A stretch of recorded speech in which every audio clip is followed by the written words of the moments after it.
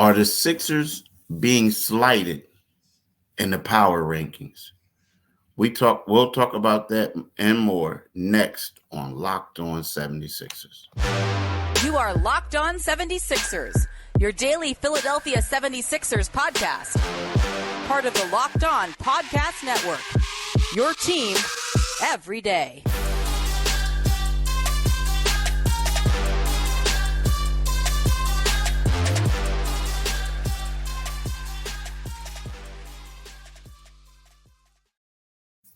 Thanks for making Locked On 76ers your first listen every day. We are free and available wherever you get your podcast and on YouTube. Part of the Locked On Podcast Network. Your team every day. Today's episode is brought to you by FanDuel. Make every moment more. Right now, new customers get $150 in bonus bets with any winning $5 money line bet. That's $150 if your team wins. Visit FanDuel.com/lockedon to get started. Hello, I'm Keith Pompey, and this is my right-hand man, John Mitchell. We're the co-hosts of Locked On 76ers. We want to say happy Thursday to you guys. Make sure you guys have a great day. But we also want to drop some knowledge. Actually, we did some power rankings that came out. Both of them have the Sixers outside the top 5 in the NBA. And are the Sixers being slighted?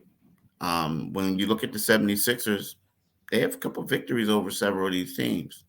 But they're not regarded in these power rankings as one of the top 5 teams in the league. And Mitch, do you think the 76ers, well, I'm just going to say who these teams are first, and not in no particular order. And you could probably give the order, but these teams are Boston Celtics, Denver Nuggets, Oklahoma City, the Minnesota Timberwolves, and the Milwaukee Bucks. Mm-hmm. So, Mitch, are they being robbed? Or,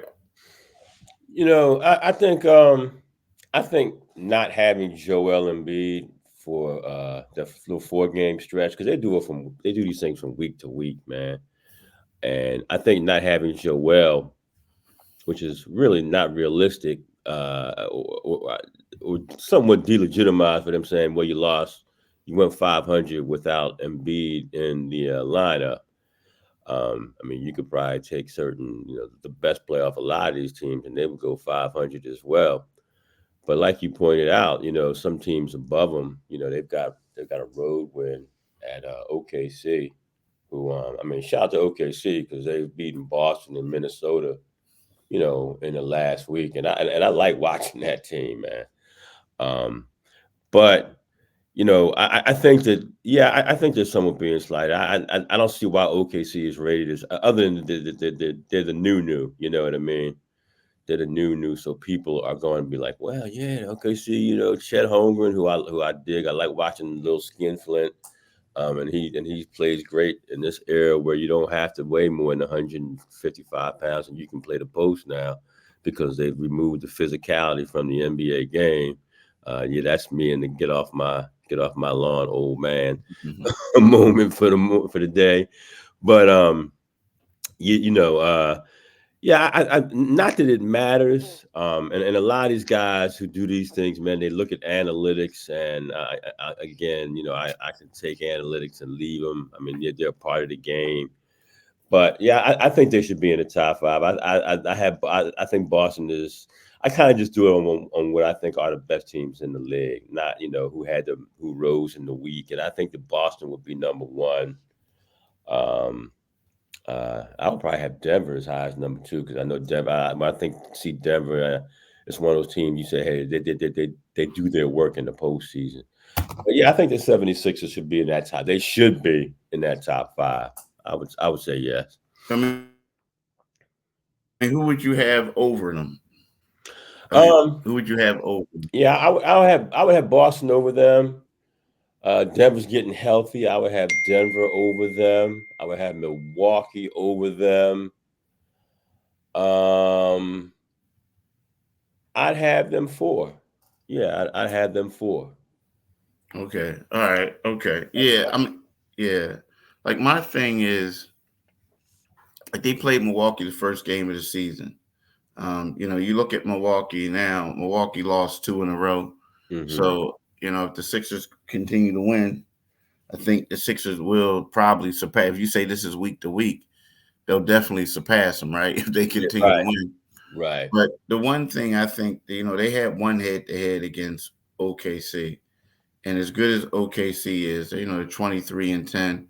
The Sixers are 23-10. And they had to head, and that was in And OKC. Oklahoma City. Yeah, yeah, So I think I would have to give the Sixers the nod right then and yeah, there. As good yeah. as Chet Holmgren is, um, but it's fun. It's weird because you look at it, and Denver, Denver is 24-11, Mm-hmm. right? Percentage points wise, the Sixers have a better record. Um, they played 2 more games than the Sixers, but Right. percentage points wise, they have a better record. So I don't know about that. Like I just don't. But again, it's still early. I think that the thing about the Sixers, I said the Sigmas. Yeah. The thing about the Sixers is that I think they're the one team that we don't know. Nobody knows because, and again, it goes from week to week, but we don't know who's going to be here. Right. Who we think is going to be here, but comparable to these other teams, you have a pretty good idea of who their core is going to be. Right.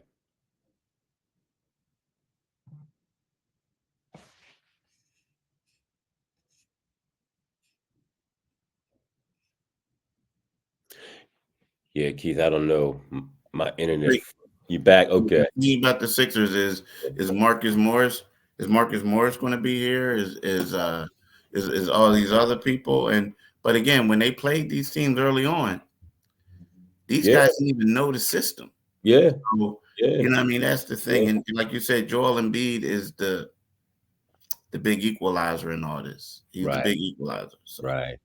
Because when they played Minnesota there, Minnesota's slapped them down. That's right there, rightly they should. When you got to run Paul Reed out there and you got to run Mo Bamba out there, guys who have to play up because Joel's not there. But man, I mean, I know when they came to Philly, Joel was like, "Look, I don't care how many 7-footers you got on this court against me. I'm doing work on them." You Mm-hmm. know, and he went out and he went out and he worked them. So I kind of in totality, I think these guys who do these things should, I mean, obviously they can't watch every single game, but they're reading box scores and they're watching ESPN and everything else. And when you see somebody, you know, when you have somebody ranked that high and you have somebody right on the outside of the top 5, you should say, hey, we got to consider these guys because they put, they do have wins over both of these guys. But shaking when those guys are from different conferences and, they haven't, they're not bumping heads as regularly as, say, the Sixers and the Celtics will bump heads. Yeah, yeah, yeah. I mean, you're exactly right. But it's one of those things. And the thing about these polls, like they're cool. I get it. A lot of people get into it, but I think at this particular time of the year, like you said, um, a lot of people take them a little bit too literal. Like what I mean? It's like Yeah. at the grand scheme of things, is everything's going to play itself out, and we'll figure out who is going to be that person. You know what I mean? And So in the grand scheme of things, to use another sport as an example, a certain 10-1 team in the difference in the NFL stood atop of everybody's poll. Oh yeah, they can turn it on. They can beat you any way they want to. And now they're getting boat raced by the Arizona Cardinals and maybe your New York Giants this weekend. Yeah, we'll see, man. Well, I don't know if they're gonna get boat raced, but They, it might come down to the last second field goal. if they get boat raced by the Giants, it's a hello 2024 season. Exactly. You know what I mean? Yeah, it's crazy, right? I mean, if that happens, hey, I want to talk to y'all about BetterHelp. We love working with you. Thanks for helping us stay within compliance, as this is a very important tool for our business, the BetterHelp team, right? The thing I like about BetterHelp is around New Year's, we got obsessed with how to change ourselves instead of just expanding on what we already do right. Maybe you're finally organized one part of your space and you want to tackle another. Or maybe you're taking your supplements every morning and now you want to actually eat breakfast too. Therapy helps you find your strengths so you can ditch the extreme resolutions and make changes that really stick. And that's the thing, man. Like, you got to make these things that are really going to stick. Like, everyone says, hey, I want to lose 30 pounds. I want to do this. I want to do that. But you know, you're not going to get up every morning and do what you're supposed to do. So Right. you got sometimes you got to do things, right? So celebrate the progress that you've already made. Visit betterhelp.com/lockedonnba today to get 10% off your first month. That's BetterHelp, HELPE .com/lockedonnba. Do it today, people. Definitely do it today. Now, Mitch, the one thing that I want to talk to you about is this whole Wilt, not just Wilt, Joel Embiid thing, right? Yeah. But when you talk about Joel Embiid and you start seeing, and people start saying, yeah, he's doing Wilt Chamberlain stuff, he's Mm. doing all this other stuff. But then when you look at it and you realize how many games Wilt Chamberlain had, these 30-10 games or streaks, Yeah. it's ridiculous. Like, it seems like what Joel Embiid is doing right now is crazy. Yeah. And then you look at it and you see what Wilt did, and it makes you realize how good he was. Now, again, people always criticize different eras.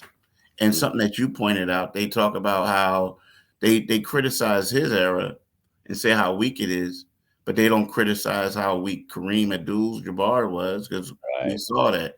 And they came in, 10 years apart. They played against each other. Yeah. So, The rookie seasons were 10 years apart.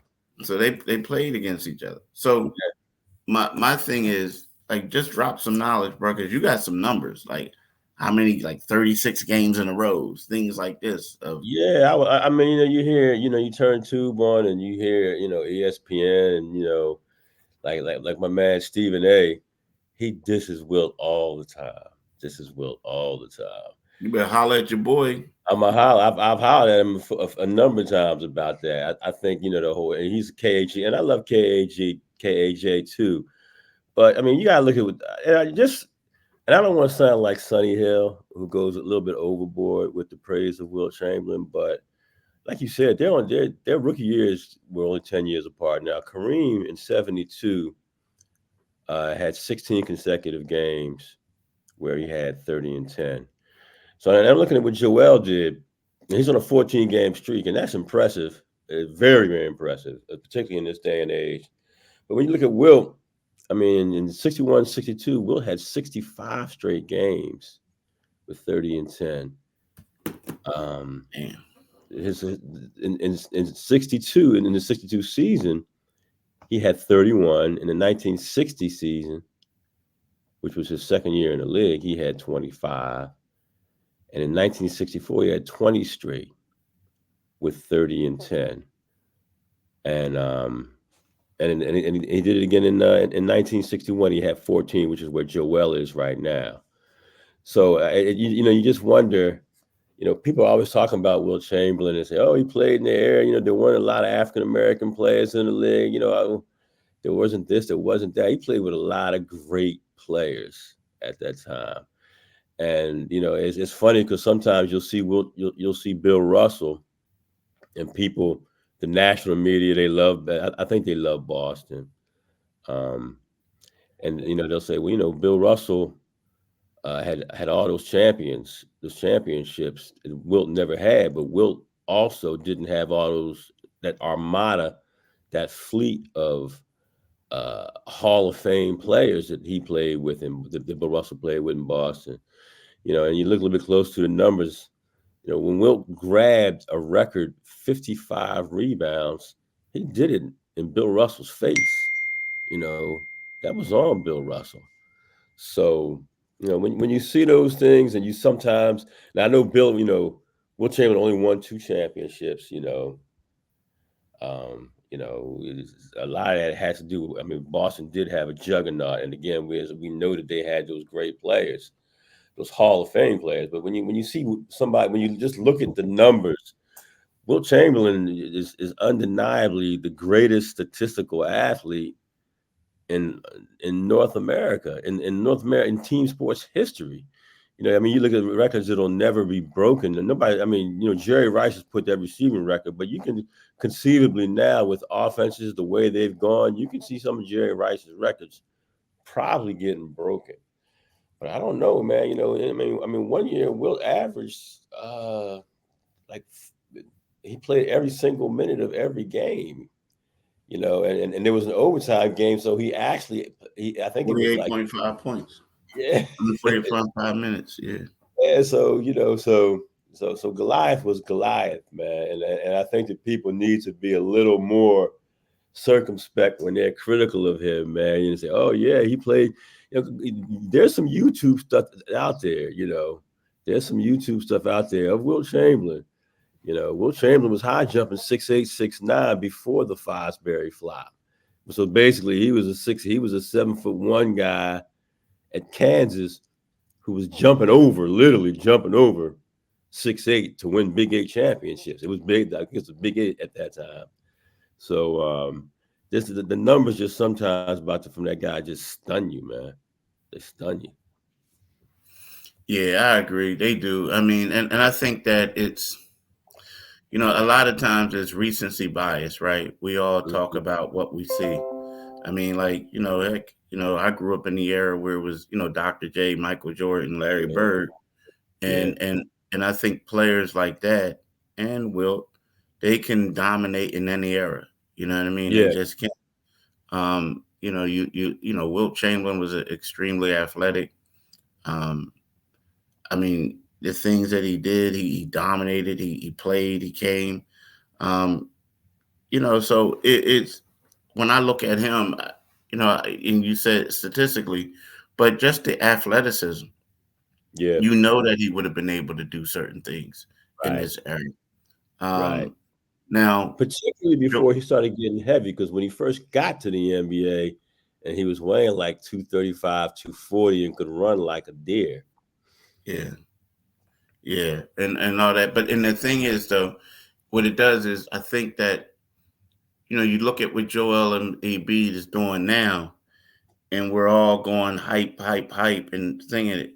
You just look back, and if you're a historian, it just allows you to respect the things that um, Wilt did. The Yeah. things that he did, and those Boston Celtics teams that he went up to were legendary, arguably the best teams ever assembled, right? So, yeah, I mean, people just need to stop hating on the brother and Stop let it hating. go, because, like, I'm here to tell you, like, Michael Jordan, in my opinion, Michael Jordan and Wilt Chamberlain are arguably the two, or in my opinion, are the two best players to play the game. Right. Right. But again, if you haven't seen them, you think that people couldn't play back in the day.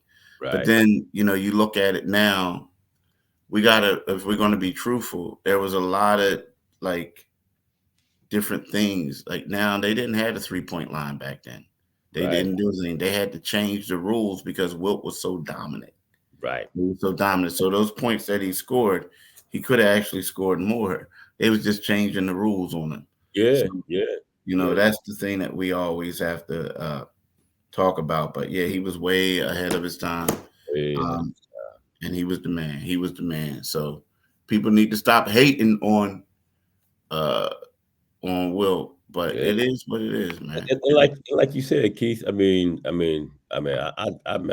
at LeBron James and I watch him and I'm in awe. As he approaches 40 years old and was playing like he's 30 years old. And for people, from our era who say LeBron couldn't deal with the physicality of, say, the Detroit Pistons and the Chicago Bulls. in the Boston Celtics area, that's foolish. I mean, LeBron's walking around here like 255, 260. It was a physical freak. LeBron would have been a superstar in any era, but just don't just slight Wilt. You put a 6'9" high jump pole in front of LeBron James, they jump over it. And Will, or the triple jump. He was also a standout triple jumper, and we'll see. Yeah. Even though he ain't win jack at the pen relays, because what them speed boys used to run up on him. He's going way back in the annals. Yeah, so was Overbrook good in track back then too? They said. Oh man, you don't show your ignorance, brother. I mean, I'm talking about back in the day. Yeah, I ain't know. I know in the days of Fred Rosenfeld and Mervyn Jones when they dominated the 70s and the 80s. Rosenfeld was the man, though. Huh? Rosenfeld was the man. Hey, if you don't know, you don't know. Yeah. Who that boy that y'all had? Y'all had the one dude.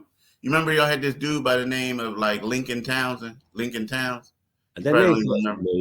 Yeah, because I liked his name because he was like, a Lincoln Town car, right? Right. But who did y'all have? Y'all had the dude who went to TCU. Oh, Jason, was it Grimes? Nah, this brother won, and he won. Oh my gosh.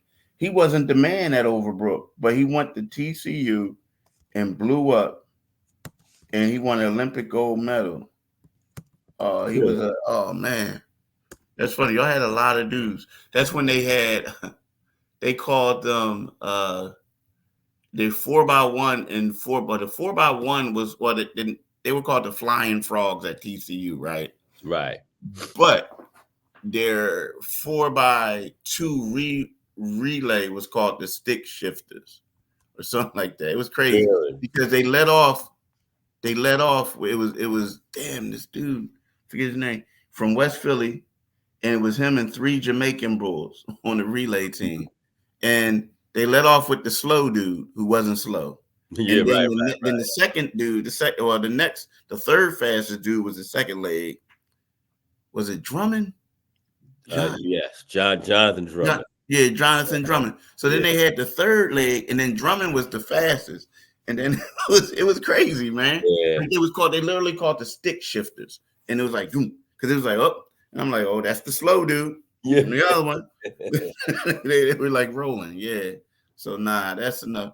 But look, y'all, I know y'all probably like, look, man, we don't want to hear about no. Right. We don't want to hear about John Drummond. We don't want to hear about all that other stuff, right? So I want to talk to y'all about something you probably want to hear about is FanDuel, right? So the NFL regular season is wrapping up, but there's still time to get into action with FanDuel, America's #1 sportsbook. Right now, new customers get $150 in bonus bets guaranteed when you place a $5 bet. That's $150 in bonus bets, win or lose. The app is so easy to use, and there's so many different ways to be like live same game parlays, find bets on the new Explore tab, make a parlay in the Parlay Hub, the best way to find popular parlays, and more. So visit FanDuel.com/lockedon and make your first bet a layup. FanDuel, official partner of the NFL. Now, Mitch, I got to ask you a question. Now, we were talking yesterday about Kelly Oubre. Mm-hmm. How he, deserves to be in the starting lineup. I mean, I think he does. I mean, I know you think he brings a lot off the bench, and I can see it going both ways, right, with the depth.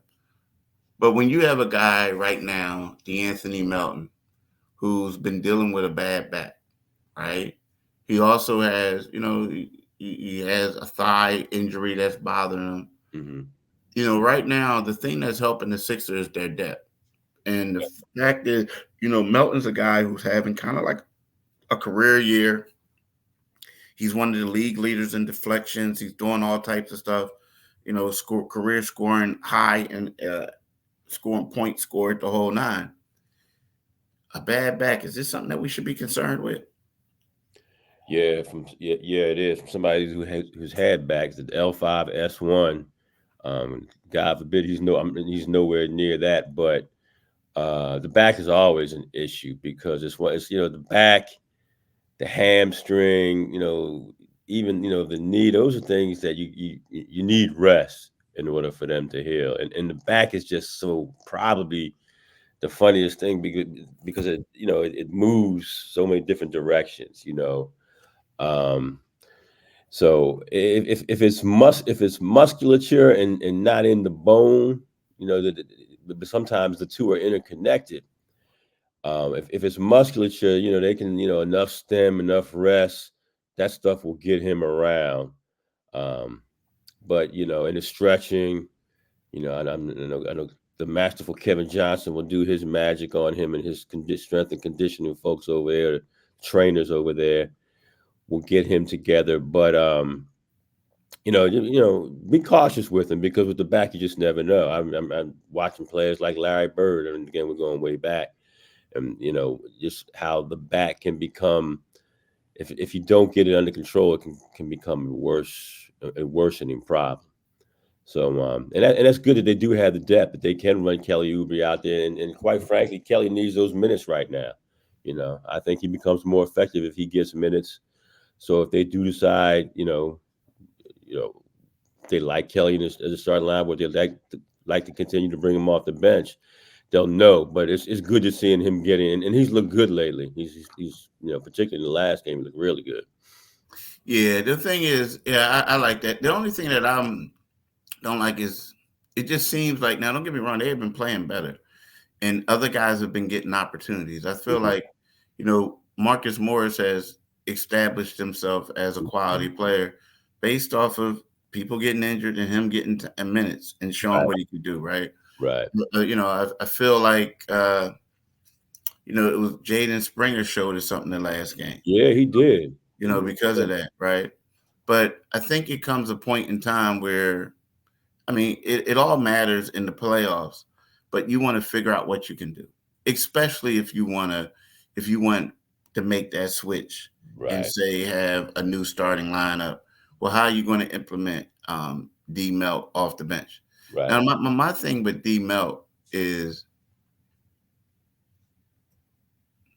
I think that he might be better suited start. Now, again, I like Kelly. Mm-hmm.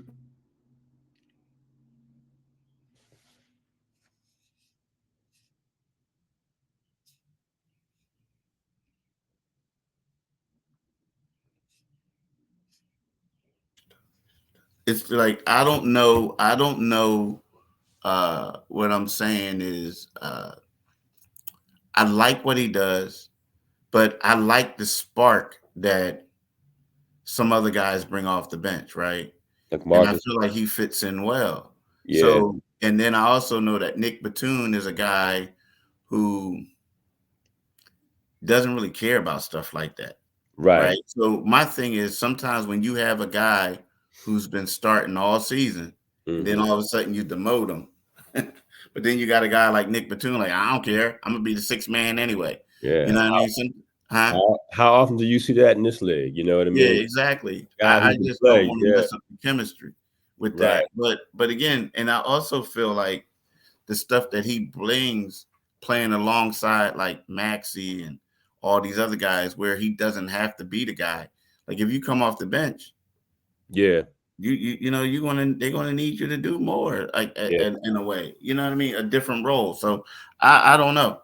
I don't know about that one, but I also like the fact that I just want to see them bring this be a deep team and have all that depth. That's the one thing I would like to see. And they look like they're heading that direction.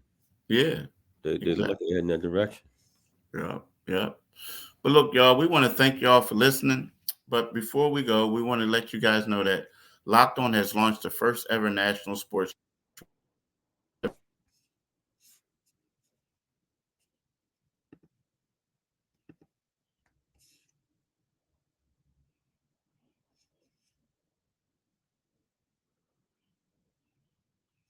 and subscribe to the first ever national sports 24/7 streaming channel, right?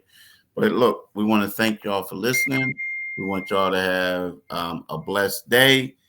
Don't Don't do something that you wouldn't want to do. It's like, I'm playing. But what you need to do is you need to get this podcast. Wherever you get your podcast at. And remember, we are free and available wherever you get your podcast at. And you can go to our YouTube channel, Locked On 76ers YouTube, and click on the Liberty Bell, make you a subscriber. And in addition to that, you'll get notifications. So we want y'all to do that today, people. And we'll say goodbye. Peace. Hey, Keith, before we say goodbye, man, I know you're being a little bit humble, but I think people should know that you're going to be honored with the Stan Hochman Award for Excellence in Journalism by the Philadelphia Sports Writers Association. So I wanted to just make sure we got that in there. No, I appreciate you, man. This is good for a kid from Tacoma Street. It's all good. That's where I grew up at, y'all. I always say I'm a kid from Tacoma Street, and I am. But I appreciate you, Mitch, and I appreciate you because, you know, people don't realize this. The reason why John and I are really good friends is because, you know, I replaced John as an NBA writer, and you know, it was one of those times where, you know, John used to do it long enough, and John, you know, really wanted me to replace him, and he was there for me. So a lot of the stuff that I got, and especially being 100% honest and being truthful, like I always been the straight shooter, if you like it or not, it all came from Mitch. So, bro, I want to thank you for steering me and making, which was a tough transition for me. Easier than it would have been. Man, you've done great work, brother. Oh, I appreciate you. Even though I ain't go to Brook, I appreciate you. All right, y'all. Peace, y'all. And we want to thank y'all, and we'll be back tomorrow. Peace.